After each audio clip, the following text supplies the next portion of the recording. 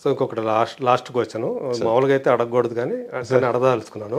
Okay sir. So మీకు సంబంధించి మీ family అంట ఒక మీడియాలోని కొంతమంది పని కట్టుకొని ప్రచారాలు చేయటం అమ్మ గురించి నాన్న గురించి ఇవన్నీ కూడా అలా జరుగుతున్నప్పుడు పిల్లలుగా మీకు దాన్ని ఎదుర్కోవడం అనేది ఎలా అనిపిస్తుంది? వార్తలు చదువుతున్నప్పుడు సో అమ్మా నాన్న విడిపోతున్నారంట, విడాకులు తీసుకుంటున్నారంట, ఈ వార్తలన్నీ ఒక సైడ్ వస్తూ ఉంటే అటు అమ్మ గాని ఇటు నాన్న గాని వాడికి సంజాయిషి కాదు, మేమంతా కలిసే ఉండాము అంటే నాకంటే తెలుసు, నాకు ఎగ్జాక్ట్లీ తన స్నేహితుడిని కాబట్టి నాకేం జరుగుతుంది ఏంటి, నాన్నప్పుడు ఎందుకు తాతయ్యకి ఆరోగ్యం సరిగా లేకపోతే అక్కడ ఉండాల్సి రావటం ఇది నాకు తెలుసు కాబట్టి ఓకే నేను ఇద్దరు విడివిడిగా ఉంటున్నారు, ఇలాంటి వార్తలన్నీ చూసేటప్పుడు మీకేమనిపించేది? అంటే నాకు నవ్వొచ్చేది సార్, ఎందుకంటే ఇలా ఫోన్లో చూస్తాను, నేను వీళ్ళని అడుగుతాను ఏంటి మీరు ఏమైనా ఇలా అవుతుందంటే ఏం లేదు నీకేంటి అంటే వాళ్ళకి తెలియదు నాకు తెలియదు, వీళ్ళు ఎలా రాస్తున్నారు నాకు అస్సలు తెలియదు. అంటే రాసే వాళ్ళకి ఐదర్ వాళ్ళిద్దరికి తెలిసి ఉండాలి, అంటే వాళ్ళిద్దరు విడిపోతున్నారు అని రాసిన మా అమ్మ కానీ మా నాన్న కానీ ఎవరికో ఒకరికి తెలిసి ఉండాలి. సరే వాళ్ళిద్దరికే తెలియదు అనుకుందాం, నాకు కొడుకుగా నాకు ఇంకా ఫస్ట్ తెలుస్తుంది, నాకే తెలియదు. రాసే వాళ్ళకి ఎలా తెలుస్తుందని నాకు ఇప్పటికీ ఈ రోజుకి అర్థం కావట్లేదు. సో చాలా నవ్వు వచ్చేది, అంటే ఎందుకంటే నాకు తెలుసు ఇద్దరు హాయిగా ఉన్నారు, మంచిగా ఉన్నారు, ఎటువంటి అలాంటివి జరగవు కూడా అని నాకు క్లియర్గా తెలుసు. సో నాకు నవ్వు వచ్చేది, అంటే ఏ రోజు పెద్ద బాధగా అనిపించలేదు, ఎందుకంటే నాకు క్లారిటీగా నాకు కావాల్సింది ఏంటి, వాళ్ళిద్దరు బాగున్నారా హాయిగా ఉన్నారా నా కళ్ళ ముందు కనిపిస్తుంది, నాకు తెలుస్తుంది. సో అది నాకు హ్యాపీనెస్ ఇచ్చేది, అది నాకు సరే. ఎప్పుడన్నా అంటే చూసి ఇలా రాస్తున్నారు ఇలా ఇంట్లో ఎప్పుడన్నా అనుకుంటారా? అంటే నేను ర్యాండమ్గా నేను ఒకసారి ఏదో ఫోన్ వాడుతున్నప్పుడు సోషల్ మీడియాలో ఎక్కడ చూశాను, అది చూసిన తర్వాత అడిగాను నేను ఒకరోజు, ఎవరు అడిగారు? అమ్మ నాన్న ఇద్దరిని అడిగారు, అంటే ఏంటి అంటే నాకు తెలియకుండా మీరు ఏంటి ఏం జరుగుతుందని అడిగితే వాళ్ళు నవ్వారు, మాకే తెలియదు అంటే వీళ్ళకి ఎలా తెలుసో వాళ్ళు అంటున్నారు. సో అది చాలా ఫన్నీగా అనిపించింది నాకు. అదే నవ్వుకోండి అది అంటే కాన్స్టెంట్ గా ఒక పీరియడ్ అంతా కూడా అట్లాగే. అంటే ఫస్ట్ టైం చూసినప్పుడు షాక్ అనిపించింది, ఎందుకంటే అప్పటికి వాళ్ళని అడగలేదు కాబట్టి. ఫస్ట్ టైం ఇలా చూసినప్పుడు ఏంటి నిజంగానేనా నాకు అనిపించింది, తర్వాత వాళ్ళని అడిగిన తర్వాత నవ్వు వచ్చింది, ఇంకా తర్వాత అలవాటు అయిపోయింది. ఓకే, సో ఇప్పుడైతే అది ఒక పాస్ట్ ఇవన్నీ. సో అంటే మన ఒక సెలబ్రిటీల పబ్లిక్ ఫిగర్స్ లైఫ్లన్నింటిలో కూడా ఇలాంటి ఫేస్ చేయాల్సి వస్తూ ఉంటాయి. సో ఇందాక మీరు ఒకటి అన్నారు కదా, నాకు సరిగ్గా చదువు మీద పెద్దగా ఎందుకు అంటే సార్ మా అమ్మ ఒక మాట చెప్పింది నాకు చిన్నప్పుడు స్కూల్కి వెళ్తున్నప్పుడు, అరే మార్క్స్ ఇంపార్టెంట్ కాదురా, నువ్వు నేర్చుకునే నాలెడ్జ్ ఇంపార్టెంట్ అని చెప్పింది. ఫిక్స్ అయిపోయాను, అది మార్క్స్ ఇంపార్టెంట్ కాదు అని ఫిక్స్ అయిపోయాను. ఓకే.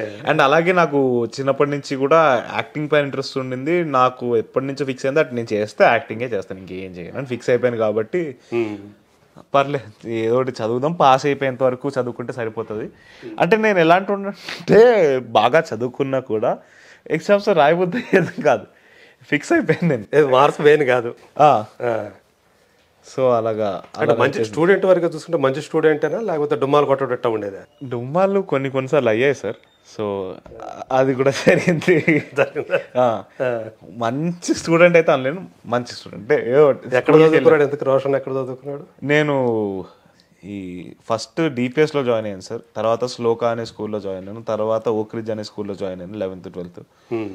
దాని తర్వాత కళింగ యూనివర్సిటీ అని డిస్టెన్స్ ఎడ్యుకేషన్ చేశాను, కరెస్పాండెన్స్. ఓకే. అది అప్పుడు కోవిడ్ టైమ్స్ కూడా ఉన్నాయి, సో డిస్టెన్స్ ఎడ్యుకేషన్ ఆన్లైన్ దాంట్లో జరిగింది. ఓకే. అలాగా కంప్లీట్ డిగ్రీ వరకు ఎలాగోలా కొట్టుకుంటూ వచ్చి కంప్లీట్ చేస్తాను. సో మొత్తానికి డిగ్రీ హోల్డర్ అయితే. సో ఇప్పుడైతే ఫుల్ ఫోకస్ యాక్టింగ్ అంతే సార్. ఓకే. సో మీకు ఒక యాక్టర్గా కామన్ ఫ్రెండ్స్ ద్వారానో లేకపోతే ఈ సినిమా పీపుల్లో తర్వాత మీ ఇద్దరికి కూడా మీకు మీ చెల్లెలకి ఒక పెద్ద పిల్లర్, సపోర్ట్ పిల్లరు. అబ్సల్యూట్లీ. అంటే మీరు చిన్నప్పటి నుంచి తనతోనే ఇదవటం, అమ్మమ్మ తాతయ్యల దగ్గర కదా మీరు? అవును సార్. సో అప్పుడు కొంచెం అంటే ఇలా సింగిల్ పేరెంట్గా అమ్మ ఉండటం వల్ల మీరు ఏమైనా దాని ఇబ్బందులు ఏమైనా పడ్డారా అప్పుడు? ఏం లోటు లేకుండానే మా అమ్మ ఎలా చేసిందో నాకు ఇప్పటికీ తెలియదు సార్, ఎందుకంటే నాకు మెచ్యూరిటీ వచ్చిన తర్వాత అర్థమైన విషయాలు ఏంటంటే ఈ ఇండస్ట్రీ ఎంత కాంపిటేటివ్, ఎస్పెషలీ ఫీమేల్స్కి ఎంత కాంపిటేటివ్, ఫీమేల్స్కి ఎంత ప్రెషరైజింగ్గా ఉంటుంది ఈ field. And being a single mother, raising 2 kids and ఫ్యామిలీని చూసుకోవడం, మా అమ్మమ్మ తాతయ్యని కూడా చూసుకోండి, మేమందరం కలిసే ఉంటాం ఇంట్లో. సో అంటే కంప్లీట్ గా నాన్నని మీరు వదిలిపెట్టేశారా లేకపోతే కలుస్తుంటారా? వదిలిపెట్టడం కాదు, అప్పుడప్పుడు కలుస్తూ ఉంటాం. ఓకే. ఎంత ఫ్రెండ్లీగా హ్యాండిల్ చేస్తే ఈ విషయాలు సెన్సిటివ్ టాపిక్ అది సార్. అవును అవును. సో అంటే బయట మామూలుగా ఎక్కడన్నా ఎప్పుడైనా కలవటం ప్లాన్ చేసుకుని ఏం చేయము, కానీ ఒకవేళ అనుకోకుండా కలిసినా కూడా మేమందరం బాగానే ఉంటాం అందరితో. ఓకే. సో అంటే నాన్న కూడా కిరణ్ గారు కూడా మీతో ఫ్రెండ్లీగానే ఉంటారు? ఫ్రెండ్లీగానే ఉంటారు ఎవరైనా. ఇప్పుడు ఎందుకు సార్ ఈ గ్రడ్జ్లు ఉంచుకోవడం, లేకపోతే అది ఎవరికి బెనిఫిషియల్ కాదు, ఇగ్నోర్ చేయడం ఎవరికి బెనిఫిషియల్ కాదు. మూవ్ ఆన్ అవుతూనే ఉండాలి. ఇంకా అవును, అవి మైండ్లో ఉంటాయి, అఫ్ కోర్స్ నా మైండ్లో ఉంటాయి, నా చెల్లి మైండ్లో ఉంటుంది. కానీ వాస్తవాన్ని అంగీకరించాలి కదా. అంగీకరించాలి. ఎందుకంటే ఇంకో బ్రిలియంట్ థింగ్ మా మదర్ ఎలా చేశారో తెలియదు కానీ మాకు ఎప్పుడు ఆ ఫీలింగ్ కలగలేదు సార్. అంటే ఒక పర్సన్ మిస్ అవుతున్నారు ఫ్యామిలీ నుంచి, లేకపోతే ఒక రకమైన సపోర్ట్ సిస్టమ్ లేదా మాకు అనే ఫీలింగ్ ఎప్పుడు కలగలేదు మాకు. ఓకే. అలాంటి హార్డ్ వర్క్ చేస్తూ అంతే హార్డ్ వర్క్ ఫ్యామిలీ మీద పెట్టారు మమ్మీ. ఓకే. మీకోసం ఆ టైం కేటాయించేవాళ్ళు? అస్సలు ఎప్పుడు అనిపించలేదు అంటే మమ్మీ మాతో ఉండట్లేదా, మమ్మీ అసలు వదిలేసి తిరుగుతుందా. చాలా షోస్ చేశారు, అవును, అయినా కానీ ఆ ఫీల్. ఫారెన్కి వెళ్ళేవాళ్ళు కదా, యుఎస్కి వెళ్ళేవాళ్ళు, ఈ కాన్సర్ట్స్ నాటా తానా అన్ని అసలు చేస్తూనే ఉన్నా కూడా. అప్పుడు ఇక్కడ ఎవరు మిమ్మల్ని? అమ్మమ్మ తాత? అమ్మమ్మ తాతయ్య చాలా బాగా చూసుకునేవాళ్ళు, ఇప్పుడు కూడా చూసుకుంటారు. ఓకే. అండ్ ఎప్పుడు ఆ ఫీలింగ్ కలగలేదు. సో దానికి I'm always grateful, I'm blessed to be a son. And అంతే సపోర్ట్ నేను ఇద్దాం అనుకుంటున్నా ఇప్పటి నుంచి. అవును, నా పని నేను చేస్తూ, నా క్రాఫ్ట్ పెంచుకుంటూ. సో అమ్మని సంతోష పెట్టాలనే మీరు అమ్మ ఏదైతే. నా ఫస్ట్ గోల్ అది సార్, ఫస్ట్ గోల్ అదే, అమ్మని సంతోష పెట్టడం, అమ్మకి ఒక రకమైన కాన్ఫిడెన్స్ ఇవ్వడం నేను మంచి నటుండని. అండ్ అందరితో ఇంకోటి, అమ్మ ఇప్పటిదాకా ఇండస్ట్రీలో ఉన్న ఇంకో కారణం కూడా ఆవిడ మిగతా వాళ్ళతో ఎలా ఉంటారు అని. అవును, ఒక రకమైన రెస్పెక్ట్ ఎలా ఇస్తుందో అమ్మ అందరికీ, అంతే రెస్పెక్ట్ నాకు కూడా ఇద్దామని అందరికీ. అండ్ అందరితో బాగుండాలి, అందరితో సరదాగా ఉండాలి. అంటే తను ఏదైతే తీసుకుందో జీవితంలో రామకృష్ణ గారితో కలిసి జీవించాలని, దానికోసం కూడా చాలా స్ట్రగుల్ అయ్యారు కదా. వద్దా అంటే మీ గురించి, మీరంటే చిన్నపిల్లలు కాదు ఇప్పుడు. అవును, ఇద్దరు కూడా ఒక మెచ్యూరిటీ వచ్చిన వాళ్ళే. సో అర్థం చేసుకోగల ఇది ఉంది. సో ఫస్ట్ మీ సైడ్ నుంచి గ్రీన్ సిగ్నల్ వచ్చిన తర్వాతే తను కూడా ఒప్పుకున్నారని చెప్పి. పాపం చాలా భయపడింది సార్ అమ్మ. నేను సొసైటీ ఎలా చూస్తా, సొసైటీలో అంటే సొసైటీ కంటే అమ్మకి ఇంపార్టెంట్ ఏంటంటే నేను శ్రేయ, నా చెల్లెలు శ్రేయ ఎలా మీరు ఎలా తీసుకుంటారు అనేది ఫస్ట్ అమ్మకి వచ్చే ఆలోచన కదా. ఆలోచన అది ఫస్ట్ భయపడతారు కదా సార్. భయపడతారు, అవును. ఎందుకంటే ఇవన్నీ చాలా సెన్సిటివ్ టాపిక్స్. అండ్ కరెక్ట్ కదా, పిల్లలకి ఎక్కువ అంటే రాకూడని టాపిక్స్. అంటే ఎలా చెప్ప, ప్రతి ఫ్యామిలీలో అవ్వదు. మనం ఒక సినిమా స్వాతి అనే సినిమా చూసినప్పుడు అమ్మకి కూతురు మళ్ళీ పెళ్లి చేయటం అనేది చూసినప్పుడు అది రెవల్యూషన్. అది టైంలో అండ్ ఎప్పుడు అనుకోము సార్ ఇది, కానీ దాన్ని యాక్సెప్ట్ చేశారు జనం. నిజమే కదా. సో అమ్మ కోసం, బికాస్ దే డిజర్వ్ దట్. ఆ రకమైన హ్యాపీనెస్ దే డిజర్వ్, ఆ రకమైన సపోర్ట్ సిస్టమ్ కావాలి. అది జస్ట్ ఫైనాన్షియల్ అని కాదు సార్. మనతో ఒక పార్ట్నర్ ఉన్నాడు, సంతోషంలో ఉన్నప్పుడు ఒక పార్ట్నర్ ఉండాలి, బాధలో ఒక తోడు, at the end of the day ఒక తోడు. నాకు మా చెల్లికి ఆ సింపుల్ రీజన్ చాలు, ఆ తోడు కావాలి. సో మీకంటే మీరు రేపు పెళ్ళైన తర్వాత మీకు ఒక ఫ్యామిలీ వస్తుంది, మీ చెల్లికి ఇంకో ఫ్యామిలీ వస్తుంది. మరి అమ్మకి తోడు ఇప్పుడు అలా అని కాదు, మేము పెళ్లి అయిపోయిన తర్వాత అమ్మను వదిలేసి మామూలుగా చెప్పు, కానీ ఎవరికైనా ఏ మనిషికైనా ఆ తోడు అనేది ముఖ్యం. ఎలా వేళల్లో ఉండవు కదా. సో నన్ను మా చెల్లెని పెద్ద కన్విన్స్ చేయాల్సిన అవసరం లేదు అక్కడ. మాకు ఓన్లీ థింగ్ ఏంటంటే, అంటే మిమ్మల్ని కన్విన్స్ చేసింది అమ్మ రామకృష్ణ గారా? ఎవరు కన్విన్స్ చేయలేదు సార్ యాక్చువల్లీ మమ్మల్ని. ఎందుకంటే నాకు చెల్లికి ఫైనల్లీ కావాల్సింది ఏంటంటే ఆవిడ ఆనందంగా ఉండడం. ఎందుకంటే నేను చెల్లి చాలా చూసాం, ఆవిడ ఎలాంటి జర్నీలో వెళ్ళింది, ఎలాంటి దీనిపైన ఇండస్ట్రీలో ఎంత స్ట్రగుల్ చూసింది అనేది. So at the end of the day if she's choosing a person, నేను ఒకటే అడిగా, ఎంత కాన్ఫిడెంట్గా ఉన్నాం ఈ పర్సన్ మీద అని. She was very confident on that person. మేము కలుసుకున్నాం అండ్ నాకు చాలా నచ్చారు. అండ్ సింపుల్, ఒక తోడు అమ్మ డిసైడ్ చేస్తుందంటే why will we say no. తను కూడా ఆ ఫీల్డ్లో ఉన్న, నేను అది కూడా చూడలేదు సార్, అసలు ఏ ఫీల్డ్లో ఉన్నాడని కూడా చూడలేదు నేను ఫస్ట్. మీ మైండ్లోకి అది కూడా రాలేదు. ఎందుకంటే నాకు ఉన్నదల్లా ఏంటంటే మా అమ్మనలా చూసుకుంటారు. అవును. అండ్ ఆయనలో ఉన్న ఎమోషనల్ కెపాసిటీ ఎలా ఉంది, అమ్మని అర్థం చేసుకోవడానికి చేసుకోవాలి 100%. ఇవన్నీ చూసాను కానీ మస్ట్ కదా, అది 100%. అది మా అమ్మ పాప మిస్ అయింది, అదే ఆ ఎమోషనల్ సపోర్టే కావాల్సింది ఇన్ని సంవత్సరాలుగా. ఇన్ని సంవత్సరాలు. ఎందుకంటే మనకి ఈ ఇండస్ట్రీలో కావాల్సిందే నలుగురు ఫ్రెండ్స్, లేకపోతే మన అమ్మ నాన్నలు. ఈ ఇమోషనల్ సపోర్ట్ లేకపోతే ఈ ఇండస్ట్రీలో నడవడం చాలా కష్టం. చాలా కష్టం.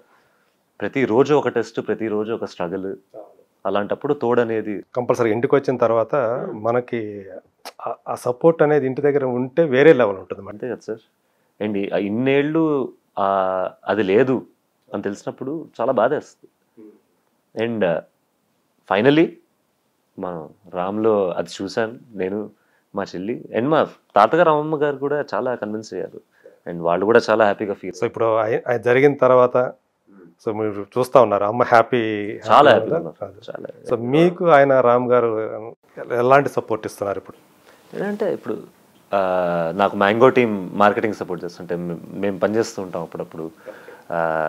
ఒకవేళ ఏమైనా పోస్ట్ పెట్టాలంటే సోషల్ మీడియాలో కానీ, మ్యాంగో కింద ఉన్న ఛానల్స్లో కొంచెం ప్రమోట్ చేయడం కానీ, అంతేగాని స్క్రిప్ట్ విషయంలో అలా హెల్ప్ చేయలేదు. ఓకే. అంటే ఆయన సంస్థల్లో కూడా మీకు ఏమన్నా ఒక స్థానం కల్పించడం కానీ అట్లాంటిది ఏదైనా ఉందా? అలా ఇంకా ఆ మ్యాటర్ని అనుకోలేదు సార్. ఇప్పుడు నా ఫోకస్ అంతా నేను సినిమాల్లో పనిచేయడం కానీ, ఓకే ఇప్పుడే బిగిన్ అవుతుంది. ఇప్పుడే అసలు లిటరల్లీ నేను ఇప్పుడు స్టార్ట్ అయ్యాను. మీరు 1 year ముందు ఈ క్వశ్చన్లు అడిగితే నాకు అసలు సమాధానం ఉండేది కాదు లిటరల్లీ. సో ఇప్పుడిప్పుడే start. Maybe in the future మేము కలిసి పనిచేస్తాం. I would love to work with him. Why not? ఎందుకంటే అండ్ ఫ్రీ బాయ్ గా ఉన్నారు ప్రస్తుతానికి. And he also gives me మీ ఎడ్యుకేషన్ అయిపోయిందండి. అంటే అండర్ గ్రాడ్యుయేట్ బీబీఏ చేశాను నేను ఢిల్లీలో. అక్కడ దాకా అయింది. మాస్టర్స్ చేద్దాం అనుకున్నాం కానీ కరోనా వల్ల అయిపోవాల్సి వచ్చింది. ఓకే. కరోనాకు ముందు అది అయిపోయింది. కరోనాకు ముందు అండర్ గ్రాడ్యుయేట్ అయిపోయింది. కరోనాలో ఆస్ట్రేలియా వెళ్దాం అనుకున్నాను నేను యాక్చువల్లీ. కానీ ఆస్ట్రేలియా వాళ్ళు 3 ఏళ్ళు బార్డర్ క్లోజ్ చేశారు. సో అండ్ నాకు ఆన్లైన్ చేసే ఇంట్రెస్ట్ రాలేదు. ఎందుకంటే ఆ ఎక్స్పీరియన్స్ కావాలి, అక్కడ ఉండే ఎక్స్పీరియన్స్ కావాలి ఫిజికల్గా అక్కడ. సో అది ఆగిపోయింది, ఇది మొదలైంది. సో చాలా రోలర్ కోస్టర్ రైడ్ అయింది సార్ మధ్యలో. ఓకే. సో ఇప్పుడు ఈ సినిమా సంబంధించి కూడా తను ఏమన్నా సపోర్ట్ చేస్తున్నారా రామ్? చేస్తున్నారు సార్. అంటే ఇప్పుడు తను కూడా రషెస్ చూసారు, తను కూడా కొన్ని సీన్స్ చూసారు, నాకు చెప్తున్నారు ఏది న్యాచురల్గా ఉంది, ఏది బెటర్ చేయొచ్చు, ఇలాంటి tips. Because he's also very experienced and he works in movies selections కానీ, మూవీ మార్కెటింగ్ కానీ. సో ఆ చనువు అయితే ఉందా తన దగ్గర? ఆ చనువు సార్ ఇంకా అప్పుడు ఫ్రీగా మాట్లాడుకోవటం కానీ అట్లా? మేము ఇద్దరం చాలా సైలెంట్ సార్. ప్రాబ్లం అక్కడ. తక్కువ మాట్లాడతారు, నేను తక్కువ మాట్లాడతా, ఆయన తక్కువ మాట్లాడతారు. అఫ్ కోర్స్ మేము నవ్వుకుంటూ ఉంటాం, కలుసుకుంటూ ఉంటాం, హాయిగా ఉంటాం ఇద్దరితో. కానీ మా పర్సనాలిటీస్ ఏంటంటే ఎప్పుడు ఇద్దరు సైలెంట్ వ్యక్తులు ఉంటే చిన్న కాన్వర్జేషన్లు ఉంటాయి. అంటే ఇప్పుడు చూస్తే మాకు అంటే బేసికల్గా మీరు ఎక్స్ట్రావర్టా ఇంట్రావర్టా? నేను ముందు చాలా ఇంట్రోవర్టెడ్ అండి. ఓకే. ఇప్పుడు నన్ను నేను చాలా మార్చుకున్నాను కాలేజ్లో. ఎప్పుడైతే నేను డాన్స్ చేయడం మొదలెట్టాను, ఎప్పుడైతే నేను జనాల ముందు ఇంకా ఉండడం మొదలెట్టాను, అప్పుడు కొంచెం ఓపెన్ అప్ అవుతూ పెరిగా. As 10th grade 11th grade దాకా అయితే అసలు నేను అంతేనా? అదొక రకమైన భయం కాదు, అదేంటో నేను అలా ఉండేవాడిని. బై నేచర్ అలా ఉండేవాడిని. ఇప్పుడు కూడా నేను పెద్ద ఎక్స్ట్రోవర్ట్ అన్ను. కొత్త వాళ్ళని కలిస్తే నేను చాలా మంచిగా ఉంటాయి, కానీ ఓపెన్ అప్ అవ్వడానికి కొంచెం టైం పడుతుంది. అంటే ఇప్పుడు కొంచెం సోషల్గా మూవ్ అవుతున్నారు. అవునవును. అప్పుడు సోషల్గా ఉండేది కాదు, అంతగా ఉండేది కాదు. ఇప్పుడు కొంచెం బెటర్, మనుషుల్లో కలుస్తున్నారు. ఇప్పుడు అందుకే సడన్ గా ఇన్ని కెమెరాలు సడన్ గా కనిపించేసరికి సో ఓవర్వెల్మింగ్. ఇప్పుడు నిజంగానే అన్ని రకాలుగా టెస్ట్ ఉంటుంది మీకు. టెస్టే సార్. But I'm excited. ప్రెషర్గా తీసుకోవడం కంటే అదొక ఆపర్చునిటీగా తీసుకుంటే మనం చాలా హ్యాపీగా ఉండొచ్చు ఇక్కడ. Good, nice. అదే ఇప్పుడు అంటూ ఉంటాయి ఇవన్నీ, తగిలినప్పుడు చూసుకుందాం అంటే.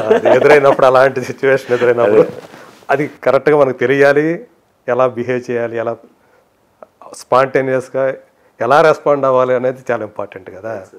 ఓకే. సో ఇది సర్కార్ నౌకరీ అనే సినిమా ఆకాష్కి సంబంధించి ఒక యాక్టర్గా మంచి పేరు తెస్తుందనే నమ్మకం ఉందా? ఆకాష్ హీరోగా కంటిన్యూ అవ్వాలనుకుంటున్నాడా లేకపోతే యాక్టర్గా కంటిన్యూ అవ్వాలనుకుంటున్నాడా? సార్ హీరో అనేది మనం చేసుకోలేము సార్. అది ఆడియన్స్ ఇప్పుడు అయితే మనం అప్రిషియేట్ చేసి మన వర్క్ మీద నిజంగా నమ్మకం పుట్టి వాళ్ళకి అలా అయినప్పుడే మనం హీరోగా చేసినప్పుడు అప్పుడు మనకి హీరో అనే బిరుదు కానీ స్టార్ అనే బిరుదు కానీ అప్పుడు ఇవ్వచ్చు. నేను ఫస్ట్ కాన్ఫిడెన్స్ ఇద్దాం అనుకుంటున్నా ఆడియన్స్కి. ఏంటంటే నేను యాక్ట్ చేయగలను అనే కాన్ఫిడెన్స్, నన్ను నమ్మచ్చు, నన్ను నమ్మి థియేటర్కి రావచ్చు అనే కాన్ఫిడెన్స్ ఇవ్వాలని ఉంది. సో ఫస్ట్ ఆర్టిస్ట్గా నేను కొంచెం ముందుకెళ్దాం అనుకుంటున్నా. హీరో అవుతానా స్టార్ అవుతానా అనేది ఆడియన్స్ చేతిలోనే ఉంటుంది. అది నన్ను నేను హీరోగా అనుకుంటే ఎవరికేం రాదు. స్టార్లు అనుకుంటే. సో ఆర్టిస్ట్గా నన్ను నేను క్రాఫ్ట్ చేసుకుంటూ, ఒకవేళ ఇప్పుడు ఈ మూవీలో ఇంకా చాలా బాగా చేయొచ్చు అని చాలామంది అనొచ్చు, బాగా చేసామని చాలామంది అనొచ్చు. వీక్నెస్ చెప్తే దాన్ని కరెక్ట్ ఎలా చేయాలో నేర్చుకోవాలి, స్ట్రెంత్ చెప్తే దాన్ని ఎలా మెయింటైన్ చేయాలో నేర్చుకోవాలి. సో నేర్చుకోవడం అనేది ఆగదు అది. అవును, అంటే నేను బయటకు చెప్పక్కర్లేదు. మీరు ఇప్పుడు చూసుకున్నప్పుడు మిమ్మల్ని మీరు క్యారెక్టర్లో ఏదైతే డైరెక్టర్ మిమ్మల్ని ఊహించుకున్నాడు కదా, ఆ క్యారెక్టర్ ఎలా రావాలనేది అది మీరు చూసుకున్నప్పుడు ఆయన ఏదైతే చెప్పాడో అలాగే చేశాను అన్న నమ్మకం కలిగిందే? ఎక్కడన్నా కొంచెం ఇక్కడ ఇంకా బెటర్గా చేసి ఉండాల్సింది అని కొన్ని చోట్ల అనిపించింది సార్. వెరీ ఫ్రాంక్గా చెప్తాను నేను. కొన్ని చోట్ల ఓకే ఈ ఎక్స్ప్రెషన్ బాగానే ఉంది, కానీ ఇంకోటి చేస్తుంటే ఇంకా బాగా సీన్ సార్. అది నేను చాలా ఫ్రాంక్గా చెప్తూ ఉంటా, చాలా ఇంటర్వ్యూలో కూడా చెప్పాను నేను దట్. ఎందుకంటే సార్ మీరు best of the best movie చేసినా కూడా ఎక్కడో అక్కడ బెటర్గా చేయొచ్చు.